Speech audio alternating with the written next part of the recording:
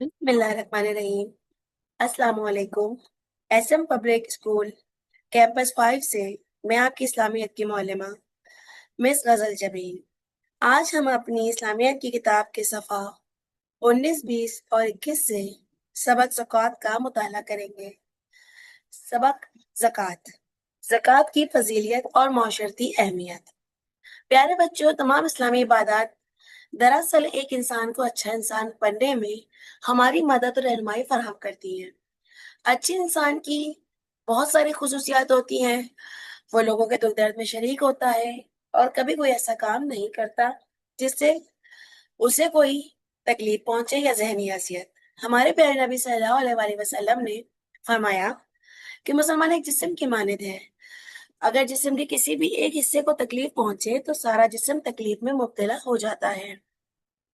और चूंकि ज़कात एक माली इबादत है जो हमें एक हमदर्द और खैरख्वाह इंसान बनने की तरबियत देती है, इसीलिए नमाज के बाद इस्लाम का अहम तरीन रुकन ज़कात करार दिया गया है।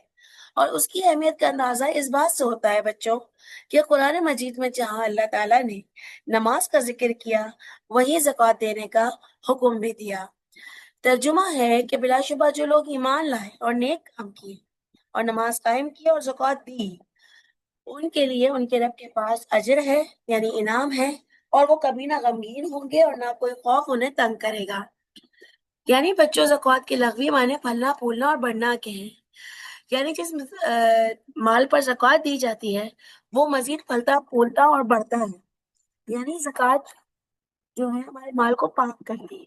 और इस्लामी इस्तिलाह में इससे मुराद ये है कि अगर किसी मुसलमान के पास 7.5 तोले सोना होगा या 52 तोले चांदी होगी या इसी मालियत के यानी इसी मालियत के बराबर रकम 1 साल से जमा हो और उस पर 2.5% अल्लाह की राह में जरूरतमंद मुसलमानों पर खर्च करे, तो ये ज़कात कहलाएगी। अब सवाल ये पैदा होता है कि ज़कात किसको दी जाए। कुरान ने इस सिलसिले में हमें रहनुमाई फराहम की है, ज़कात किस किस को दी जा सकती है।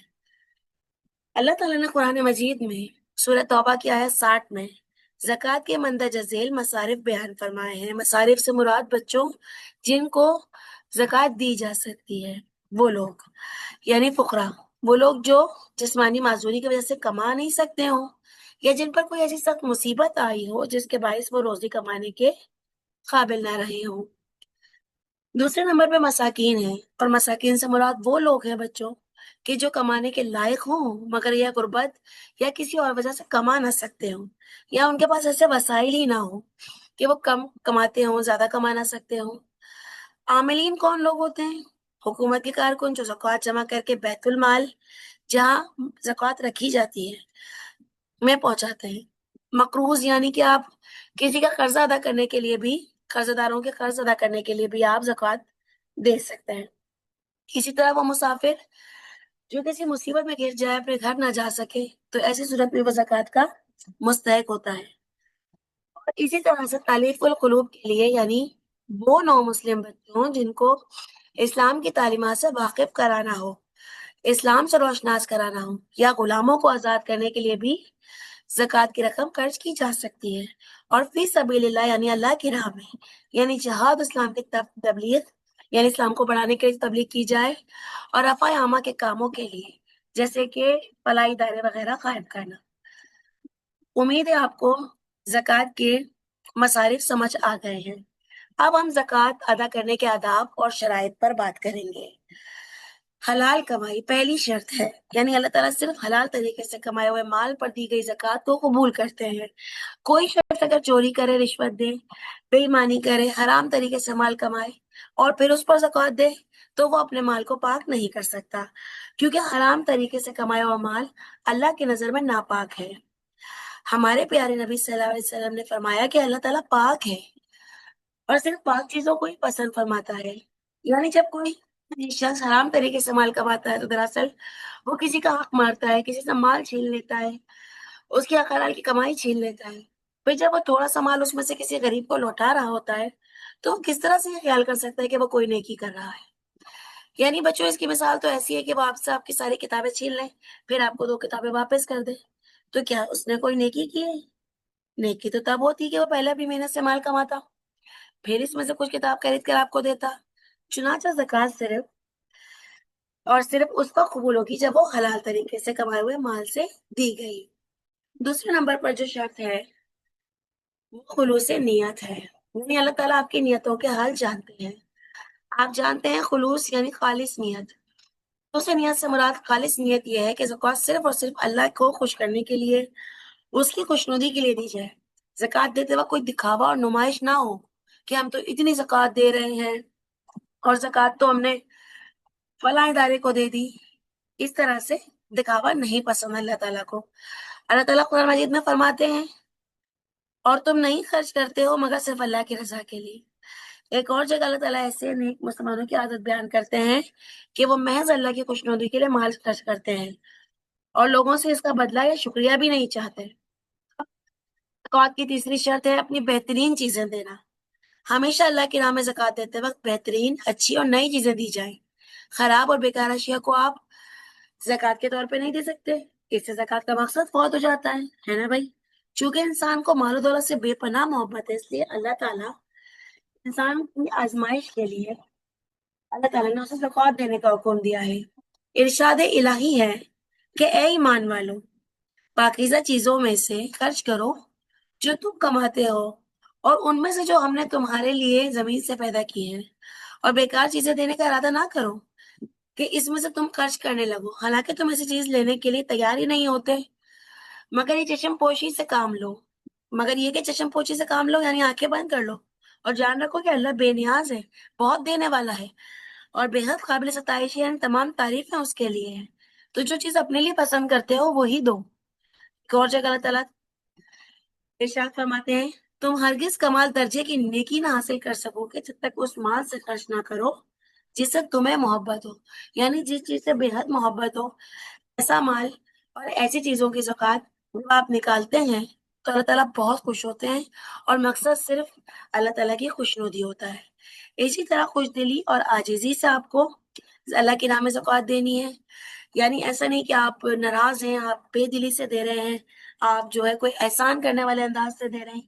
اللہ تعالیٰ کو عاجزی یعنی نرمی اور جھکاؤ پسند ہے اور خوش دلی سے بہت خوش ہو کر اللہ کے راہ میں آپ کو زکوٰۃ دینی ہے۔ زکوٰۃ خاموشی اور عاجزی سے دینی چاہیے، یعنی جس کی مدد کی جائے اس کی عزت نفس مجروح نہ ہو، اس پر کوئی احسان نہ ہو اور وہ یہ نہ سمجھے کہ مجھ پر کوئی احسان کیا گیا ہے۔ یہاں فرمان الہی ہے اے ایمان والو، اپنی خیرات کو احسان جتا کر اور تکلیف دے کر باطل نہ کرو، یعنی خراب نہ کرو، اس شخص کی طرح جو اپنا مال لوگوں کے دکھانے کے لیے خرچ کرتا ہے اور اللہ اور روز آخرت پر ایمان ہی نہیں رکھتا۔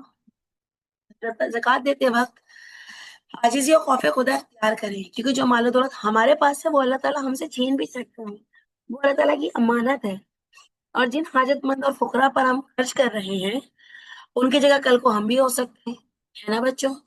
کیونکہ مال و دولت تو اللہ کا فضل ہے اور اللہ تعالیٰ اپنے فضل سے جسے چاہتا ہے دیتا ہے اور جسے چاہتا ہے وہ چھین لیتا ہے۔ اب ہم زکوٰۃ کے فوائد پر بات کریں گے۔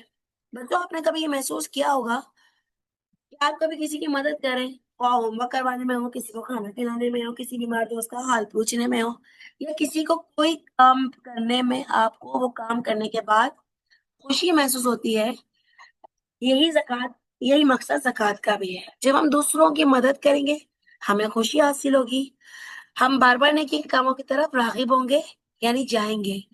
اب اس کا دوسرا فائدہ زکوٰۃ کا یہ ہوتا ہے کہ ہمارے دل سے ہمارے مال کی محبت کم ہو جاتی ہے اور ہم بخل یعنی کنجوسی جیسی برائیوں سے بچ جاتے ہیں۔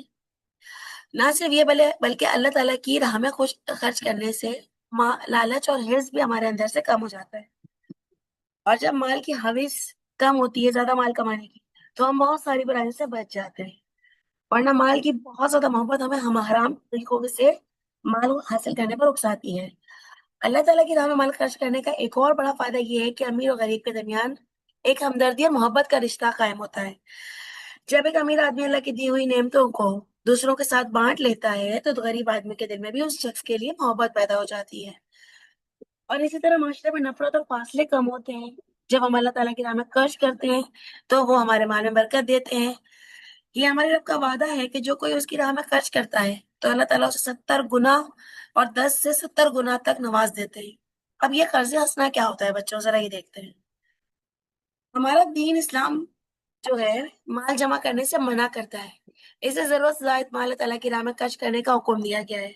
اگر ہمارے آس پاس اور محلے میں کوئی شخص زندگی کی بنیادی ضروریات سے محروم ہے، اس کے پاس روٹی کپڑا مکان نہیں ہے، مگر اپنی غیرت و نظرت نفس کے باعث دوسرے مسلمان بہن بھائیوں کے آگے ہاتھ پھیلانے میں شرم محسوس کرتا ہے، وہ سفید پوش ہے، تو ہم کچھ رقم قرض کے طور پر اسے دے سکتے ہیں۔ اللہ تعالیٰ کے بندوں پر خرچ کرنا دراصل اللہ تعالیٰ کو قرض دینا ہے، اور یہ قرض ہستہ ہے جو ہمیں کئی گنا منافع کے ساتھ اللہ تعالیٰ کا عطا دیتے ہیں۔ اللہ تعالیٰ کا حکم ہے کہ اپنے مسلمان بہن بھائیوں کو ضرورت کے موقع پر دو، اور پھر اسے مہلت دو تاکہ وہ آسانی سے قرض واپس کر سکے۔ قرض کا مطالبہ اچھے طریقے سے کرنا چاہیے تاکہ مقروض شرمندگی اور ایسا سے کمتری میں مبتلا نہ ہو۔ اگر ہم دیکھیں کہ مقروض کون بچوں جس کو قرض دیا گیا ہو، وہ قرض اگر نہیں اتار سکتا اور اللہ تعالیٰ نے ہمیں کافی مال دے رکھا ہے، پھر ہم اللہ کی رضا اور خوشنودی کی خاطر یہ اس کا قرض معاف کروا سکتے ہیں، اور اللہ تعالیٰ سے اجر و ثواب کی صرف امید رکھنی چاہیے کہ وہ ہماری نیکی کے ہم نے اس کا قرض اتارا ہے مقروض کا، اس کے جواب میں ہمیں کتنا نوازتے ہیں۔ اور اگر حکم ہے کہ مقروض تنگ دست ہو، یعنی اس کا ہاتھ تنگوں کو نہ دے سکتا ہو، اور تو آسانی ہونے تک اسے مہلت بھی دو، اور چاہو تو اس کا قرض معاف کر دو، بخش دو، تو تمہارے لیے بہتر ہے اگر تم سمجھو۔ اس کے ساتھ ساتھ مقروض کا بھی فرض ہے کہ وہ قرض کی ادائیگی کی کوشش کرے، بر وقت ادائیگی کرے۔ حضور پاک صلی اللہ علیہ وسلم نے فرمایا کہ سب سے بہتر وہ لوگ ہیں جو قرض کو خوش معاملگی سے ادا کرتے ہیں، یعنی خوش دلی سے سب سے پہلے قرض کو ادا کرنے کی ضرورت کو محسوس کرتے ہوئے قرضدار کو قرض خواہ کو اس کا قرض دے دیتے ہیں۔ تو امید ہے آج کا لیکچر آپ کو پسند آیا۔ بیٹا زکوٰۃ کے بارے میں ضرور مطالعہ کیجیے گا۔ خدا حافظ۔